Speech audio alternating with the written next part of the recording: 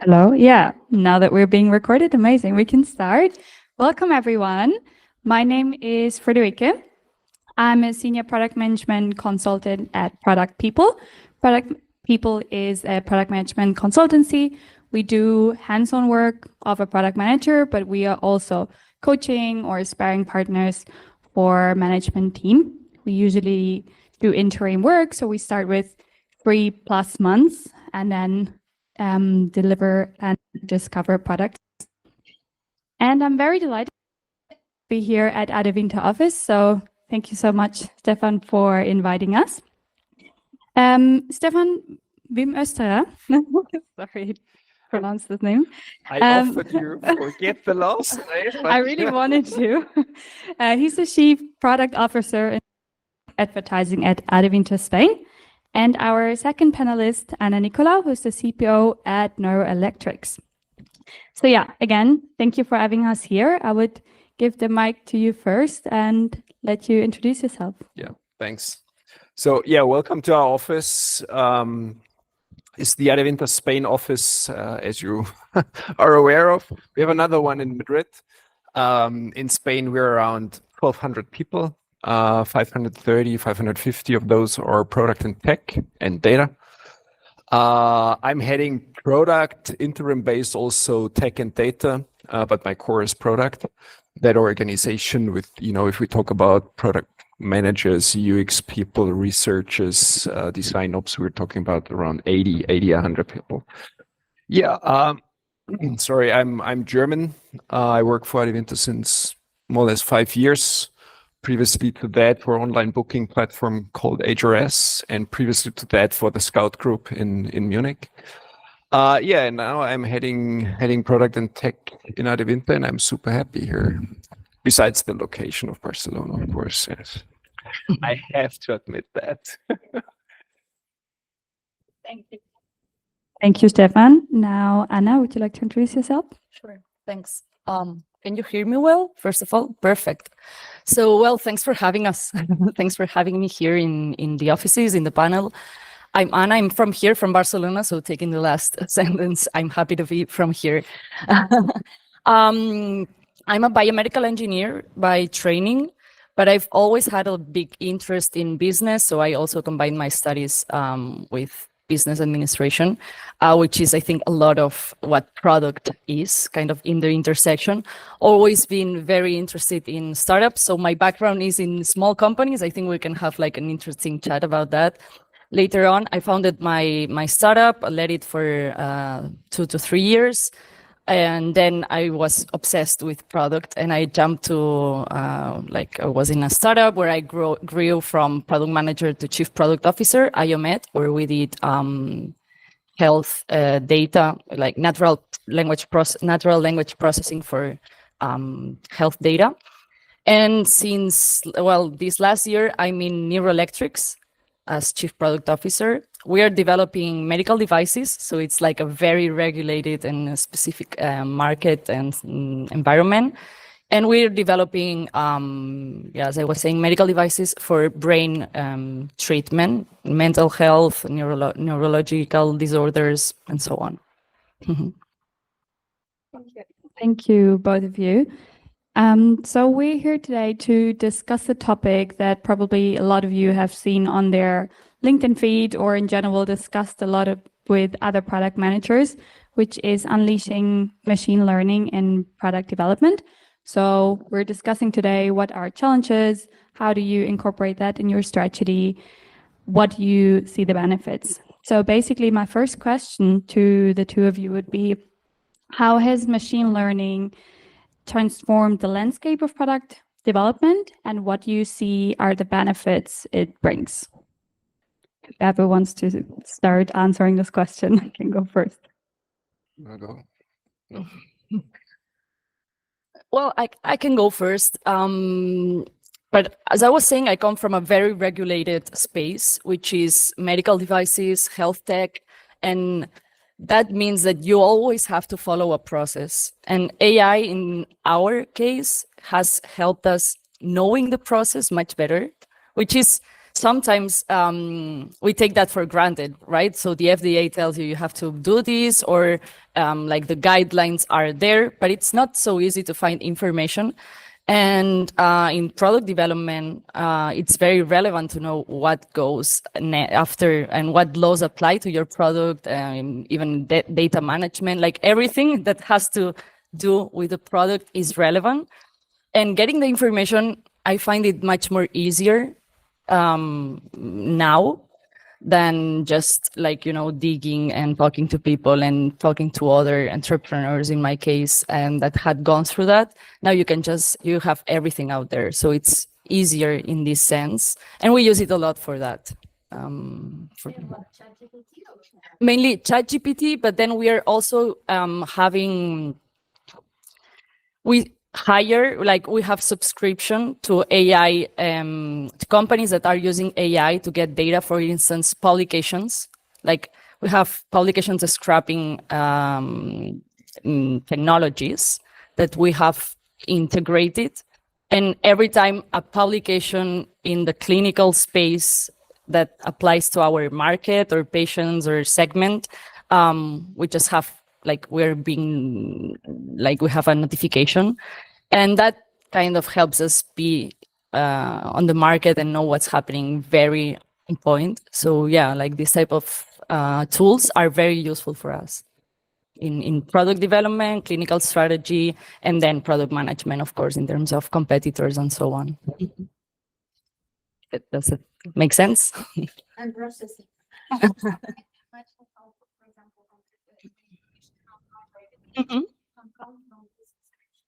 Exactly, because and I'm making this disclaimer, I will just stop, but I'm talking all the time about a very scientific space in which development is long, and you usually publish technical advancement, you usually publish clinical data or anything you're doing before you're launching, or why, there's a long period of research.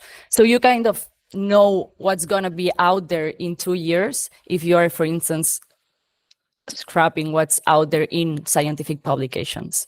And these type of tools were not available 4 or 5 years ago. So that's something, for instance, a specific use case we are having in neuroelectrics. Thank you. Thank you, Anna. Stefan, would you also like to add on that? Where do you see the benefits for Adevinta?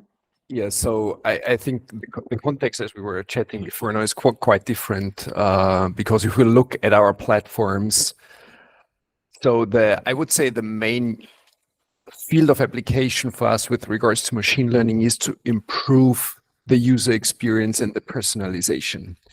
And for me, it's not just improving, I think is getting to the next level. Because if you take a look at how you personalize, how you bring in a higher degree of user experience, yes, you do research, you invest in UX, you collect behavioral data. This is still, but it will never bring you to the level which is possible with AI or with machine learning. So that for us is the major application. And speaking in that context, of course, we are applying this to recommenders, to CV parsing, or to matching algorithms. But specifically through the recommenders, it also helps us to, by a direct impact, increase our revenues. As better we recommend products which have a higher allocation with money, or where we earn more, we are directly able to improve our revenues. So I think that is where we would apply that.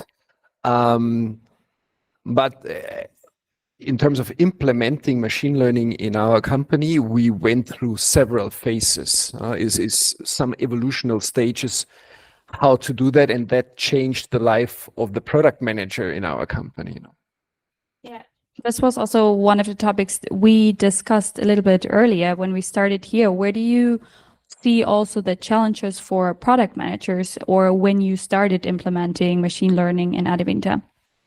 Yeah, I think we started with the problem, not just for the product managers, but for the challenge of the company. How the hell do we do that? No, and because of at that time we had limited budget, a team of data scientists and machine learning engineers, and we put them in place as a company team. However, which brought multiple problems because they were much farther away from the actual product teams. They didn't understand very well what value to deliver, what actually do you want to solve. So that then team came back. That's my solution. Yeah, that's really not what I was looking for, or those results do not fit, and high level of frustration and long time duration and things like that. So at some point we decided, because there the need was higher, we put them into InfoJobs, let them work there. And if there are application or use cases to apply, we would scale them into the other verticals. And therefore in InfoJobs, actually, we have the longest experience in applying machine learning. And then the next phase was, let's put data scientists and machine learning people into the different verticals, into Fotocasa, into Milanuncios, into InfoJobs, because we wanted them to work much closer with the product teams and product organization to actually understand, okay, what's your target? What do you want to reach? And then let's see whether machine learning is even the right technology to solve that. If that is the case, okay, then let's work together and come up with a solution. And the next evolution of that is, which is much more strategy related, is, okay, let's ensure we enable our teams to apply machine learning much more autonomously and free up the experts to do the much harder stuff. And in that context, and I mentioned that before, is the challenge for me, or also my team, was, but how do we get away from a PM saying, that's the problem, machine learning engineer, data scientists, solve it for me, come back and tell me. And it happened that way, and we were not satisfied with the results until we basically realized, yeah, but PM as such is a part of the whole process. And it's not just throwing a problem, it's, tell me, what's the value? How are you going to measure it? What data would you look at in tackling that problem with machine learning? And what actually at the end do you want to improve? Is it conversion rate? Is it user experience? Is it revenue? Whatsoever, no? So, and that then made us ensure that the PM stays in that process, which we partially solved, of course, through trainings, through also scaling them up or skilling them up in terms of understanding the technology, to also be able to talk to data scientists and machine learning engineers in order to understand them and work together. That for me was actually the biggest impact in the product organization. Thanks for sharing. Anna, do you have maybe any similar challenges you experienced when you introduced machine learning? Well, honestly, not really. Because we, at Neuroelectrics, I didn't mention that before, we are 70, 80 employees. So it's a much smaller company. And that comes with drawbacks, but also benefits. So introducing new technologies or new processes, it's like very fast compared to a big company. And in this case, using new tools, it's something that it's quite quick. Also, like 80% of the team is already machine learning engineers or engineers, even hardware engineers, but are from this field, so are kind of early adopters of these type of technologies already. So we didn't have a lot of friction because I think we are a small company. I think that's the only reason why. And also because we don't use it, honestly, as such a big level as you were mentioning, like we are B2B and it's with less customers, you don't have so much data to use these type of tools. That's reality. So, and yeah, you mentioned for you there was not a lot of friction, as machine learning is also very highly evolving, always changing topic. How do you think, or how do you make sure your team always stays on top of the newest trends and the newest technologies? Yeah, that's also a good one.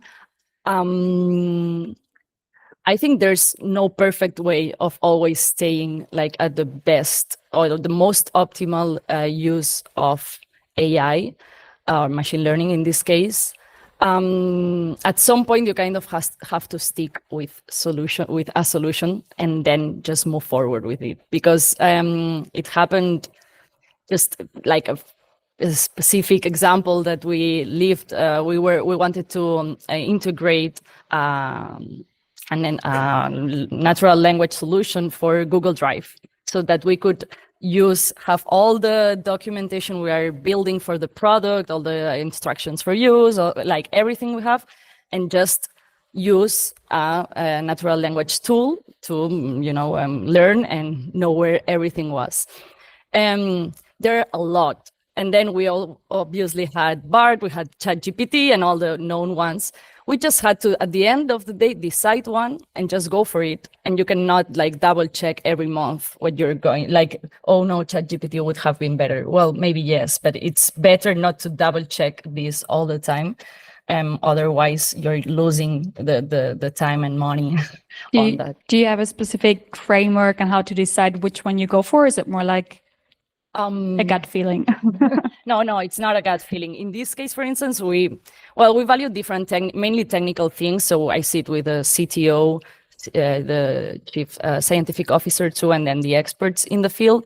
In this case, it's a personal or a company preference is go for the most open source one, because that kind of helps you be updated and integrate whatever you need on the way.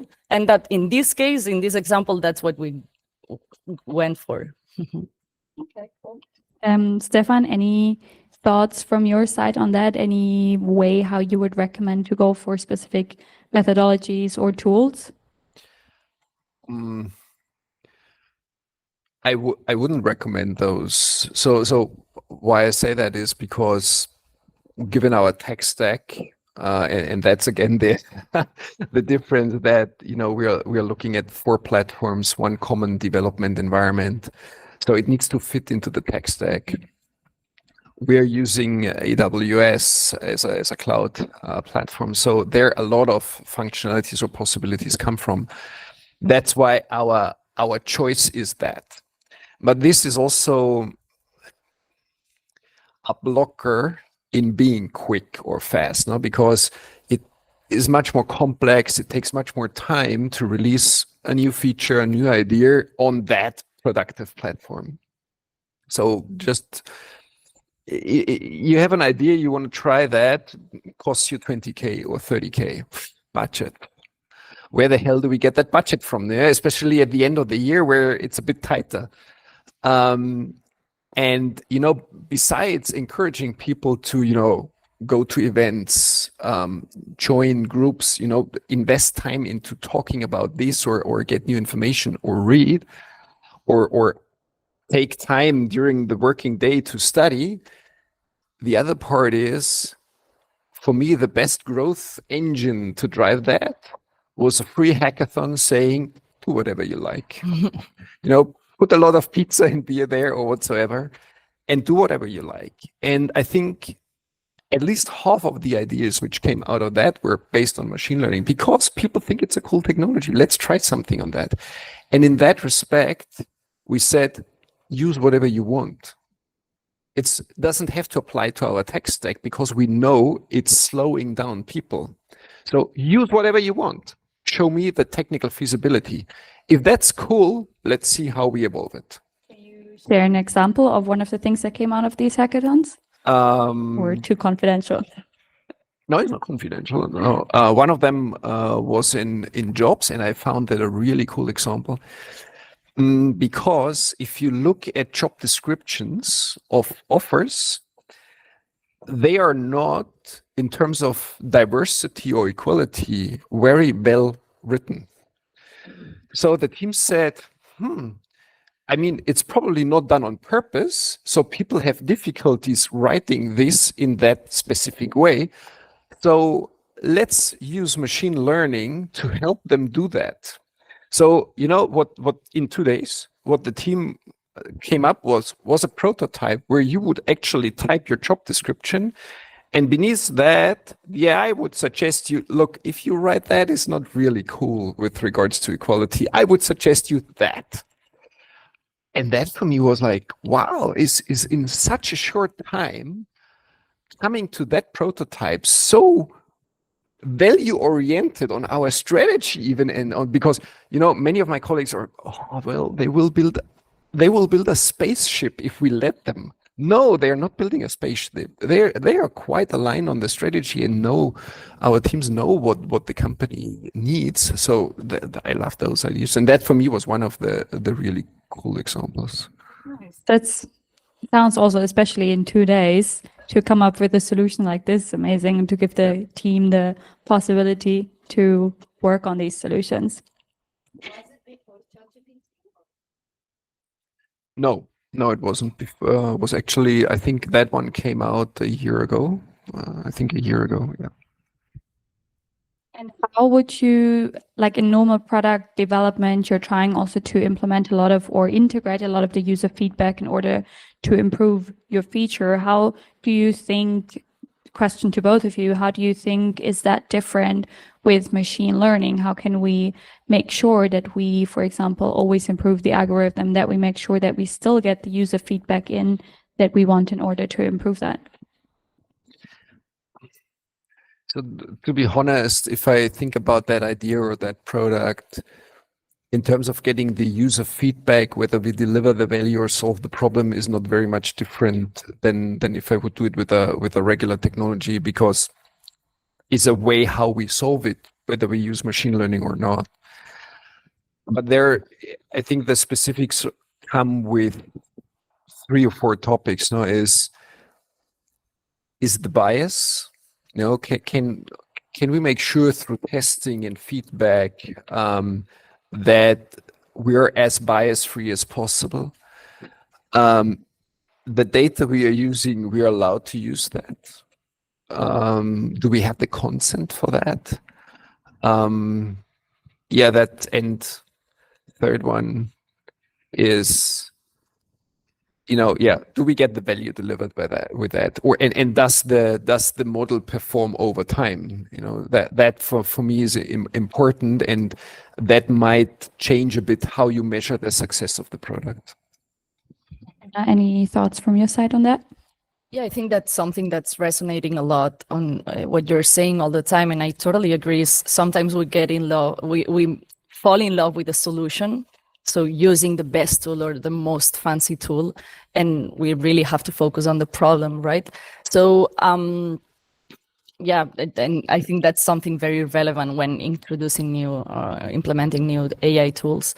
I would just say that, like, something very relevant about customer feedback is, especially in B2B, is why are they not buying, or something that you're not really getting from data. So AI tools, I haven't used that, I have to say, yet, but there are AI tools that kind of simulate the customers that you're not really getting yet. So like the no's and all the rejection of your product. And that's something that I think would be very interesting exploring. So kind of this, the buyer persona is something you can get data from, like you're already there, but kind of simulating the different personas in the market, and the ones that and trying to get to know the ones that you're not convincing by AI, I think it will be very interesting. But it's something, maybe we see that in 5 years to 5 years from now.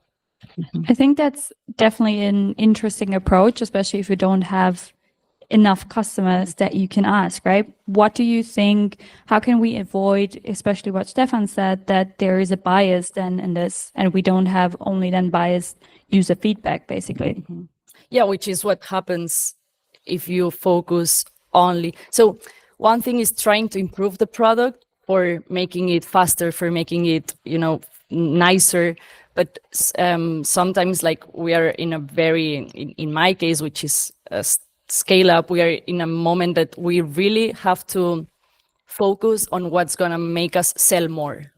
So literally what converts into money, And that's always what you're not seeing in the current customers, because the current customers already said yes. So I know I cannot imagine something not biased from that, But that's what it should be like. So identifying the no's, like something we do a lot, is root causes from the leads that you have lost, but doing that in a more scalable and in a more in a bigger way. I guess that's hard to reduce bias. I agree. I think it would be very hard, but a challenge to address. You want to add anything to that, Stefan? I think, you know, the bias for me starts when we are thinking about which data are we going to use for training that model. So I can imagine there's a part of that would be cool and that would be really great. But then, you know, how much bias is even in that selection process, and how much bias or with that we are bringing into the training of the model. So honestly, you know, I don't know how the teams revise that during the day-to-day work, but by selecting or by being very sensitive about that, and by, you know, even cross-auditing each other or cross the teams to make sure, you know, look, have you looked at this? You know, do you think that's bias free? I think that helps a lot to get your view out of that, and get feedback from other people or other teams in order how biased is your data. Mm-hmm. And if I can just add regarding bias, I also think like there are many ways in which you can provoke bias.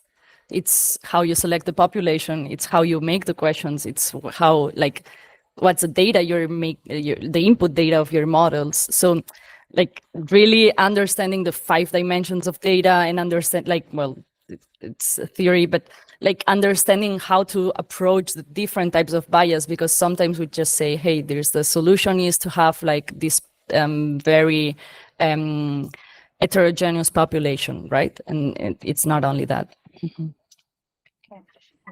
One question also to Stefan, because of one topic we talked about earlier in this discussion. When we implement machine learning methods, how do we make sure that we can also evaluate the success of these methods? Is it always like, is it very different to traditional product management or product development? Or where do you see the similarities here as well? So I don't think it's very different to how we measure the success of regular products or capabilities, no? Because as I said before, for me, it's a technology to solve a problem. Because there I'm interested in measure the value. Don't measure the functionality of the product, but measure whether the value is delivered. So I think that's not very much different. But as we were talking about bias, as we were talking about model accuracy, especially over time, is I think that extends when we apply machine learning algorithms, and that's what we need to cover. Because normally, you know, we release a feature, we implement it, we A/B test it, we know, okay, it's increasing the value by 5 or 3%, and then we go. So if you do not see a big drop in big KPIs, okay, we go. We would possibly not recognize. And I think that's a bit different with machine learning products, where we need to ensure that those bias, the performance of the model, does not drift away over time. And how would this be in your organization? How would you define the success of this implementation?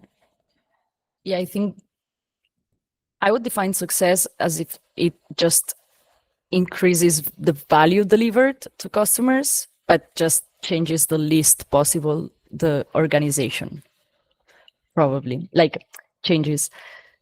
If it makes it more agile, then we're fine. But sometimes we find we said that before, we find that more tools create new processes and more barriers for that. So for me, success would be just keep it simple as possible, change the least necessary, and then just right.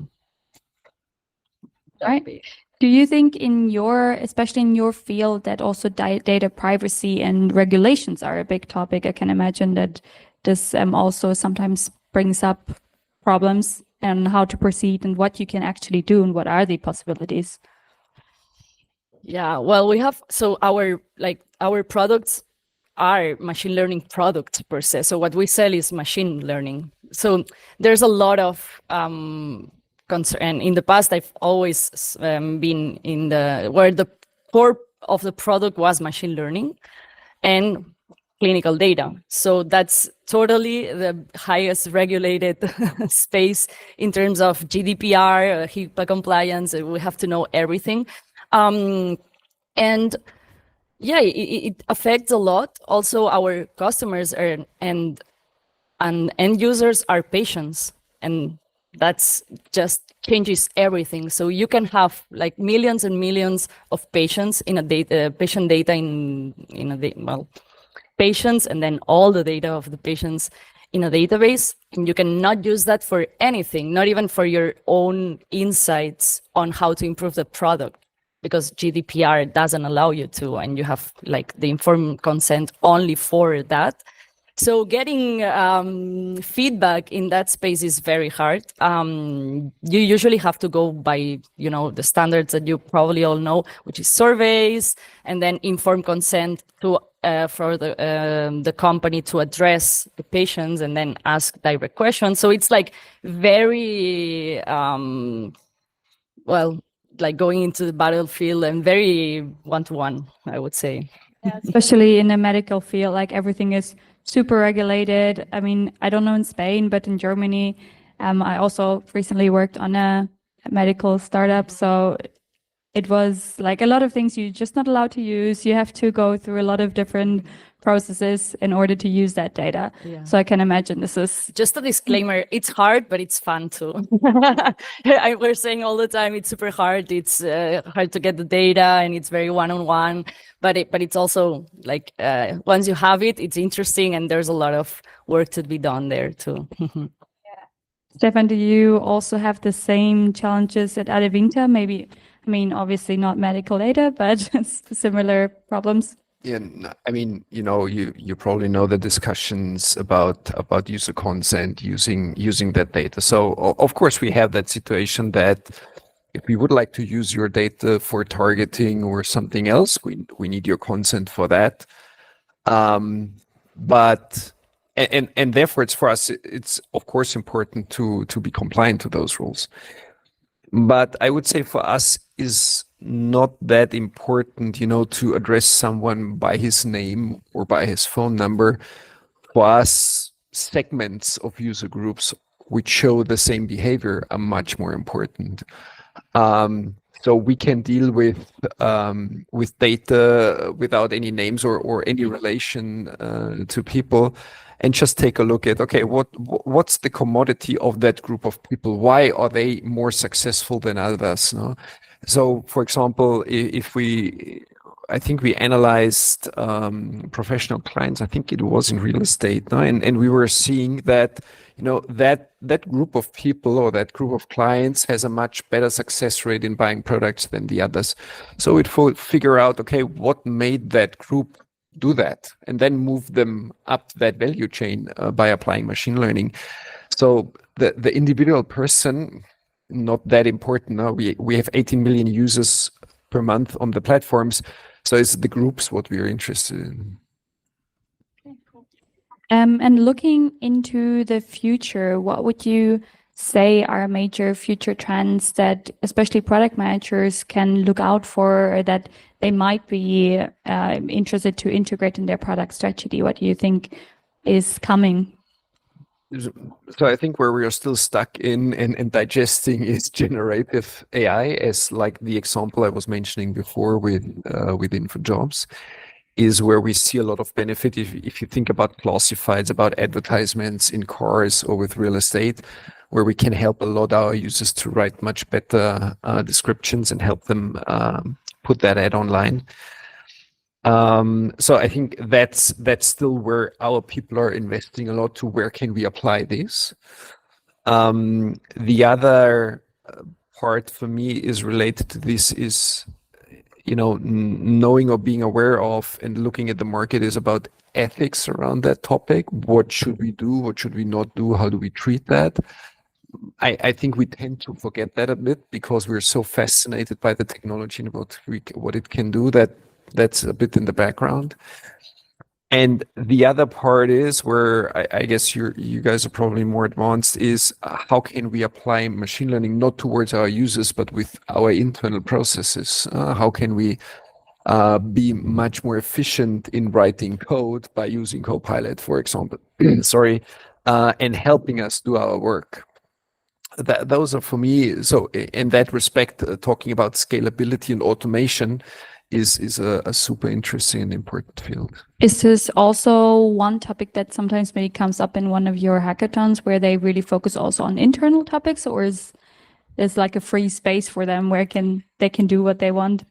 One idea came up, which allowed, no, was it? Yeah, I think we used it with that, which allowed business leaders analyze better and more accurately where teams invest their time, which project, which areas, blah, blah, blah. I was not super happy with that because, retrospectively, squeezing teams, where did they invest their time and why is a bit strange. So I prefer backlogs and focus. But that was one of the examples which we used to improve our internal work. How about you, Anna? How do you see the future of machine learning in your company? Like any new trends that you're already looking into that you have not yet started working on, but that are on your radar? Yeah, well, I think that in my specific role now, there are two things that would be very beneficial. One, as you were saying, is the last one you mentioned, which is efficiency. There are a lot of things to be developed, and I believe that there's a lot of room for improvement there. Something I believe that could be, but this is I'm just brainstorming with all of you here, but something that we could use like a lot, I feel like in companies we have a lot of different prioritization tables. Like decisions are made here, then they crash with like another department that has other strategic goals, like these type of things. And at the end of the day, the company has its goals and its priorities well defined, I hope. And using like efficiency tools, but that could integrate everything in a company in a way that could really make decision making more agile. I think that that's something that we could see in a future and that we could use a lot. And then something else, it's quite obvious, but it's market research. I think there's a lot of room for improvement out there that AI could really help us. Machine learning could help us get the data we need when you're doing the market research. I mean, in a very, very early stage of product life cycle, when you have no idea if there's like a market in the future, if it's growing, if it's like who are the key players, like this very early stage, which we do a lot. Yeah, we spend a lot of time, and I feel like it doesn't make sense to spend so much time. There should be something better out there. What would be your preferred solution? Like, how do you imagine that? Something, maybe it's too obvious and probably someone can do better imagining this, but just asking ChatGPT would be perfect. But ChatGPT doesn't know facts well, like he's not good at facts, we know that, and recent facts even worse. So something like that could be perfect, but I'm like going through 5, 10, 20 different market reports, and they tell me different things, all of them, and they all are expensive, and they are all from good companies and consultants and everything. So it's confusing. Like, this should be better, and I think machine learning could help on that with facts. Yeah, and you would think that nowadays this should already be possible, right? You think like no one should do this manually anymore. We also had a similar challenge where we had to go through social media posts and label them manually. It's like in 2023, we still have to do that, really? Yeah. Why do you think is that? From a product perspective, I worry maybe there's no market enough for that, I don't know what's the willingness to pay I have for these market reports. It's a one shot. I don't know. Maybe like product market fit might not be there for this type of solutions, the one I was mentioning. Like as a user, I want it. How much am I willing to pay? How many companies out there do want this? I don't know. I don't have an answer, but I fear that's the answer, maybe. Okay, so that maybe the market is not there yet. Yeah, maybe there's adoption problems. I don't know. Or maybe there's still like, I don't think technology is not there, but I think we are like kind of definitely not. overwhelmed with all this. There are a lot of things that we could be doing with this technology. Can you think of any other blocker or points that could block the development of how machine learning can actually evolve? Like, are we blocking ourselves sometimes? We mentioned ethics already. That could sometimes be difficult, but can you think of something else where you see current challenges? I think, if I take a look at my own day to day, is allocating enough money to invest into that, or to give teams and people the freedom to work in the area of machine learning. Is as you know, and you experience this in your own companies, there is no unlimited budget. You need to calculate, you need to optimize for margin. So that's difficult, specifically difficult because I can allocate budget, but at the same time I get the question, what's the outcome? I don't know. And I honestly don't want to know at this point in time. I would like to tell people is, if it fits to our targets, to our strategy, apply it. If it costs money, I'm happy to give it to you, if it delivers value. So I don't know yet. I might know in 6 months or so. So what do? We put in buffers. Do finance people like buffers? No, not at all. But that's for me, a realistic day-to-day blocker. Say, hell, how should I know that? How do you expect me to drive a new technology if you do not allow me to put significant budget on that, or if it's difficult to do that? Especially in such a stage where there is not a ready-to-use business model behind that, what that exact feature will bring. Yeah, exactly. I mean, even if you go into normal, let's say, outside of machine learning feature development, right? Somehow you have to prove to management that this will work, that we validated this, that what will the outcome be? But if you come with something where like, I don't know what the outcome will be, it's maybe sometimes hard to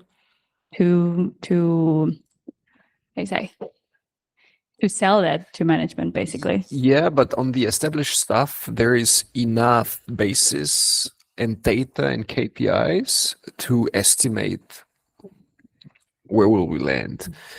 Like in the case of InfoJobs with the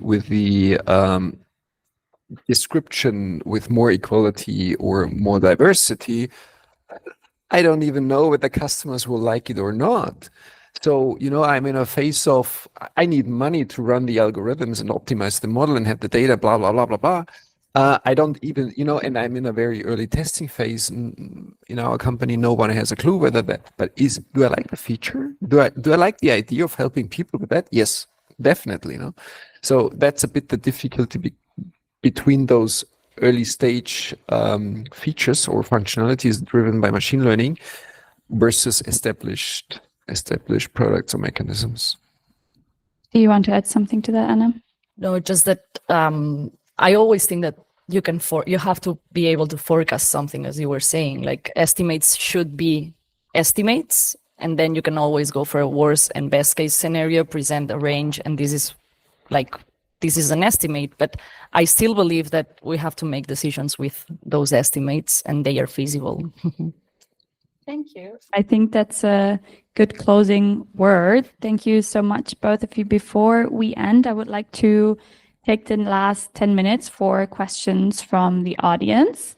So feel free to just raise your hand to any question that came up during the last 45 minutes, and you will get the microphone. Or if you don't need it, you can also just speak louder. There we go. Hi, thanks for the presentation. Really nice discussion, really nice format. One thing that I was wondering about was, so, we're preparing all these features and we're, applying all these technologies behind it.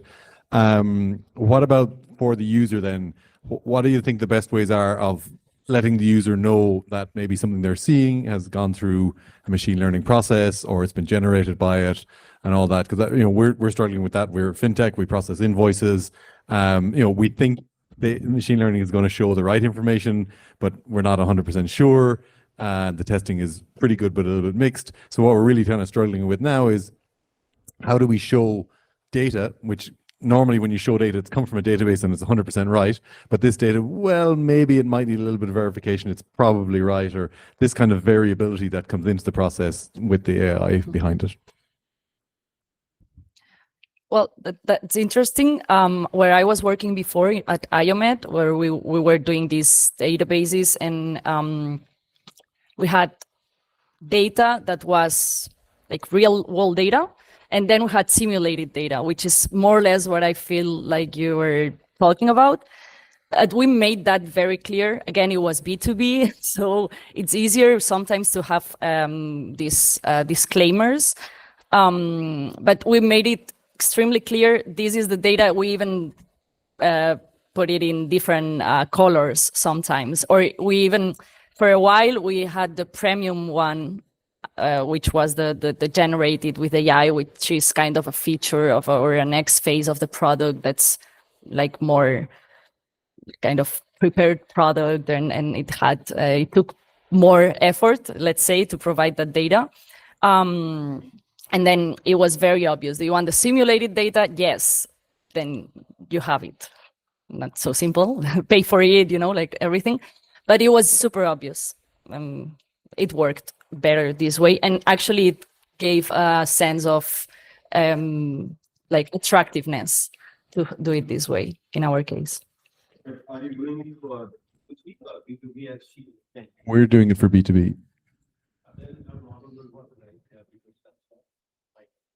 Yeah, I mean, it's going to be in the same price range and stuff, but yeah, I mean, showing it differently is what we're working our way through now. Yeah. So, I think we're not telling our users that is generated by a machine learning algorithm, but we present it as a way of suggestion. This is what we came up with. And of course, we still give them the possibility to change that because it's actually their ad and they want to bring in their style, which basically leads to a 90% change rate of the suggested description to be delivered. So maybe you can argue the model is shit. I think, it's more about it's their personal way they want to bring in there, and they need to have the possibility to interfere because they believe, this is not how we would like to write it, independent of whether it's machine learning or not. And then maybe a practical question: if you were doing something like using AI to improve the photographs of the cars, for example, on the what's it called, clutches.net, would you think you'd need to surface it then? To improve what? The photographs, for example, because I hear that's some use cases now of improving photographs for product placement and stuff. Yeah, I think I would still offer that possibility. Because if one of my former jobs, we thought we were super intelligent. That was with vacation rentals, and as you can imagine, there is a very small structured environment. The pictures are very low quality, and we thought we did not do it with machine learning. We actually sent out photographers, and they took better pictures. And we thought we were super smart, and it's super service to give them those pictures, which resulted into that they were either deleting the better, obviously better pictures, or they put them at the end of the queue because they wanted to have their pictures in front of the page. So that's why I would always leave them possibility to interfere with that and give them that note. But because at the end, I think in that respect is more the look, if you allow us to do that, that will result into more bookings or into more sales or into that, no? Because I think it's about the way of educating that if the picture quality is much, much better, then you get a much better conversion rate. No, if your text description is longer than X words, then the probability of getting a lead is much higher. Do you think that was like a lack of trust in these pictures, or did you find out the reason why they deleted the pictures or put them in the back? Not my pictures. As simple as that.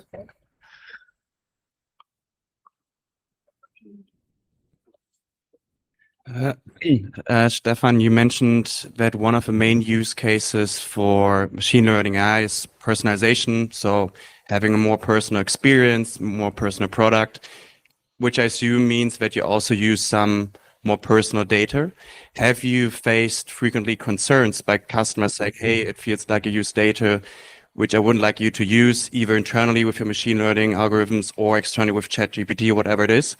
As an example, Figma reached out to their customers and emails saying, hey, we use ChatGPT. We have an agreement with them. They don't use it for internal learning. But they were proactively mentioning that. And even a second question related to the previous question, are there some, let's say, moral concerns that you would create a product that helps maybe owners of flats, but to the disadvantage of the renters by making it even easier to sell something, to rent something, make something look better than it actually is?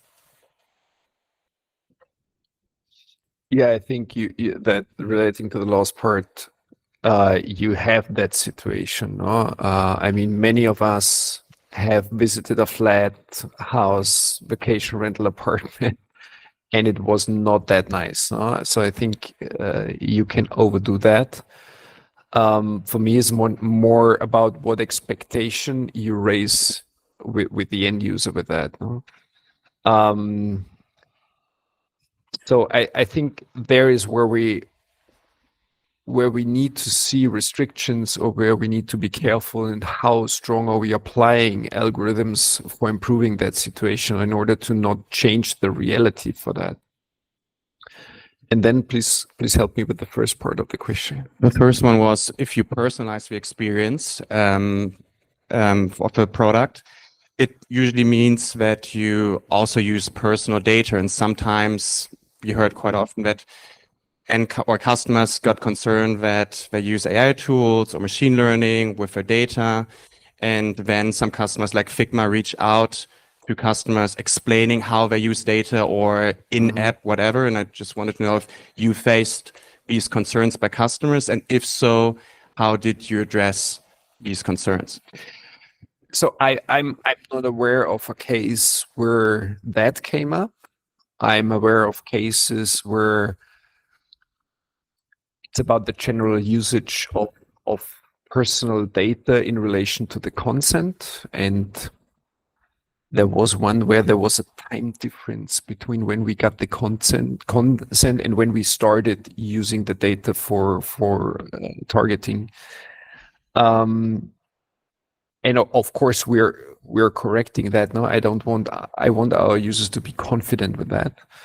But specifically to machine learning, no, because even so, we have the possibility to go down to a per user basis on the personal level. We're not doing that because with the 18 million users, why optimize for a single person? No, is okay. I optimize for this behavioral pattern because I know if I transfer you to the other one, you will perform better, you will write more leads, or you will pay more money. So it's about having a segment of users, not a single person, and that segment per se is unrelated to personal data. In addition to that, we thought many times about, hey, if we know that a person on InfoJobs got a new job, and we know where that job is, we can offer him flats in that area. And maybe that person wants, because of the salary, get a new car. We could offer him BMWs instead of VWs. No? Many times, many times. But what we did not jump on so far is, how the hell do we explain that person where real estate or Fotocasa or Coches.net have that data from? And you know that, of course, there's also, if you match with that the frequency people come to our platforms, is a quite difficult problem to tackle for a certain return of investment. That's why we never jumped on this really to leverage that. And even one example on let's say a Adevinta single sign-on technology, because we reach 50% of the Spanish population, too difficult to or very difficult to explain. We have time for one more question. I hope that answers your question. Yeah, cool.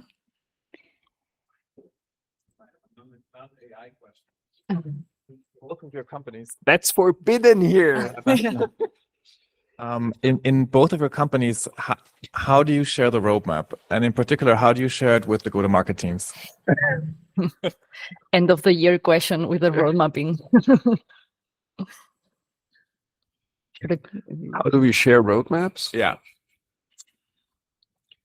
Via PowerPoint. And how often, how often do you update it, and who updates it? So I would slightly turn that. It's more important for us to share backlogs and get clarity about that prioritization, and then distribute those resulting roadmaps.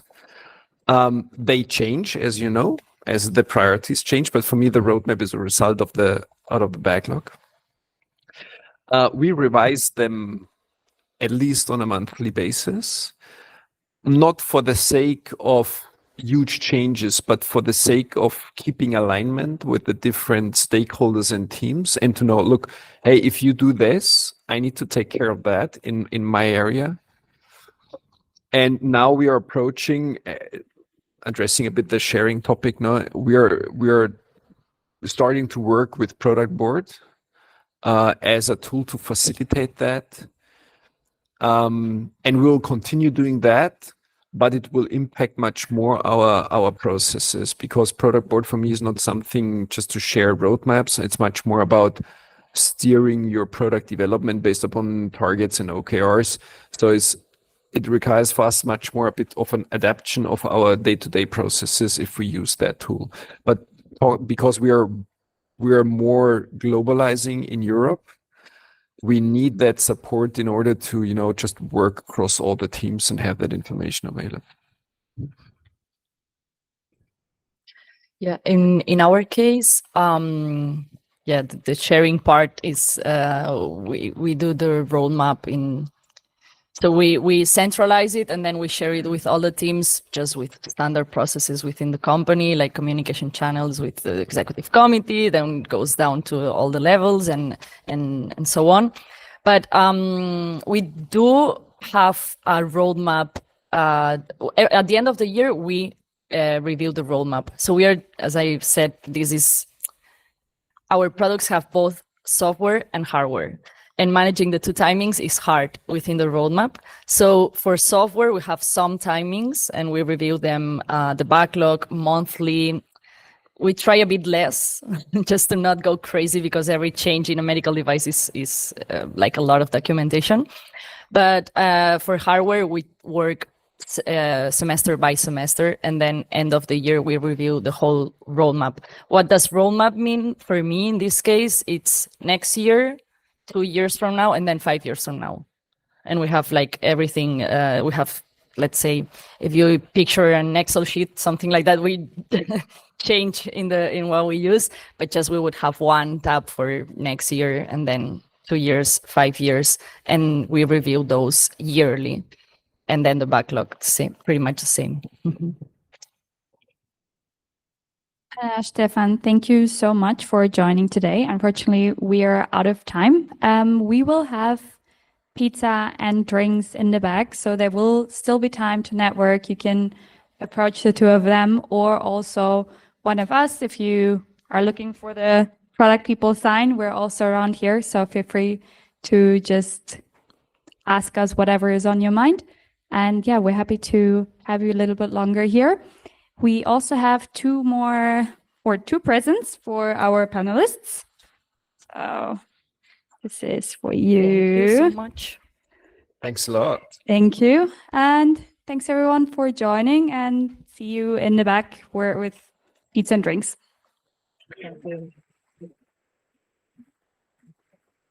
Thanks.